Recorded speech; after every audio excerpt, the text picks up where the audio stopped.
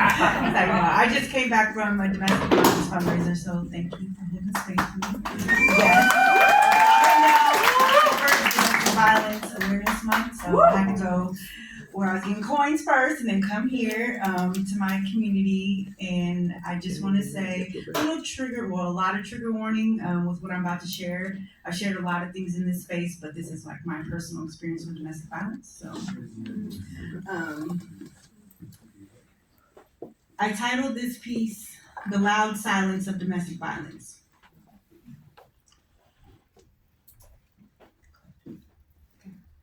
Domestic violence for me was suffering in silence, but the physical scars weren't silent. They were very loud. Black eyes, bruises, stitches, concussions are just some of the injuries I've experienced in my journey dealing with intimate partner violence. All of my relationships as an adult were abusive, so I felt it was my fault. Whether it was me jumping out of my own car because I didn't want to get beat, running and pissing my pants while he chased me down the street. Or him beating me while I screamed for help, his brother busting down the door, fighting him and breaking his jaw. I should have left then, but he felt bad, so I stayed and helped him while he could only drink through a straw. There was so much violence I personally experienced and saw. Escaping an abuser is no easy feat. I remember calling my abuser's mother after he had beat me again. She said to me, "Well, what did you say to him to make him mad?" That's not the type of attitude I thought she should have. But in hindsight, I know she said that because she experienced the same abuse from his dad. While driving down the road, he was mad I didn't make quota, punched me in the eye, and I knew if I stayed in that vehicle, I would probably die. So I took my chances and jumped out of a moving car because I already knew he would take it too far, and I'm not going to win that spar. Ladies, restraining orders and safety plans should not be a part of a relationship with your man. But things I've experienced as a child made me think it's okay. I only beat you because I love you, my parents would say.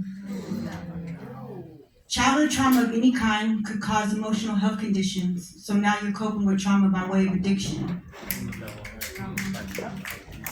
Getting high can numb the pain of the stuff you experience, like how the trauma of not being protected by mama can cause you to be groomed into being sexually used and physically abused.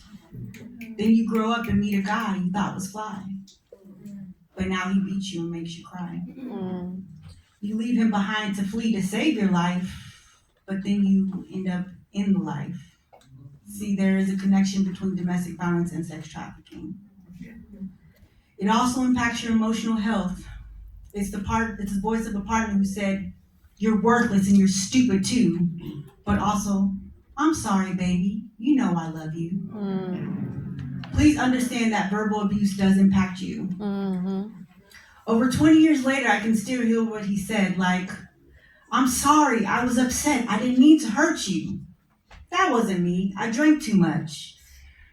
You know I love you. I can't live without you. Don't leave. I'll do better. Look, I bought you these flowers and a lovely new sweater." Come on. I want to also mention that even in a relationship, no means no. Non-consensual sex is rape, and that's unacceptable from your mate. This is sexual assault too. So just understand, because they're your partner, they don't own you. Come on. We found out I was pregnant, and I thought things would change, but that wasn't enough to stop him from choking me while I gasped in pain.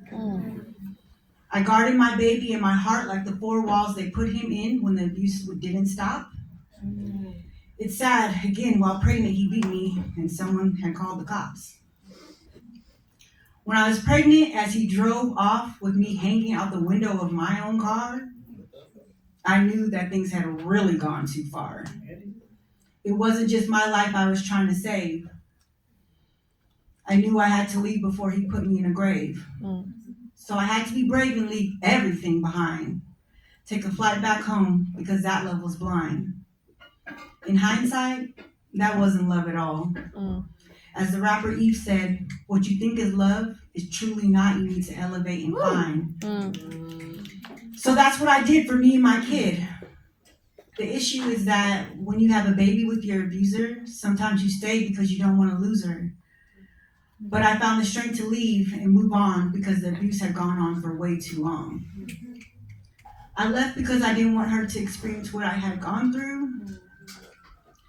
Unfortunately, my daughter had to see that part of him too.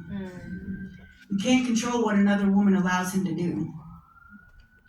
All you can do is warn her, but she would say, "That's not going to be me. We're in love. He didn't really love you."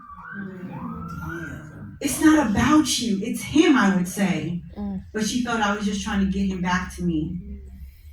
Unfortunately, it wasn't until she was pregnant with 2 black eyes then she could finally see.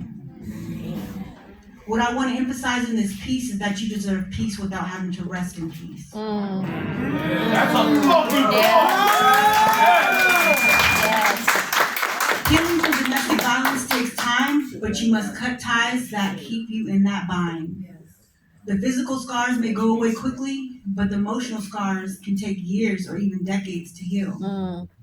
Healing isn't linear, but it's possible through therapy and creating art. That's why I'm here, because this is coming from my heart. I know I'm not the only one with this experience, and even though it's hard to share, I must, because I know there are women experiencing it now and feeling scared. And then there are those who aren't even aware. Love yourself and give yourself grace, because you didn't deserve to be punched in the face. You're a priceless queen, a goddess, and you can't be replaced.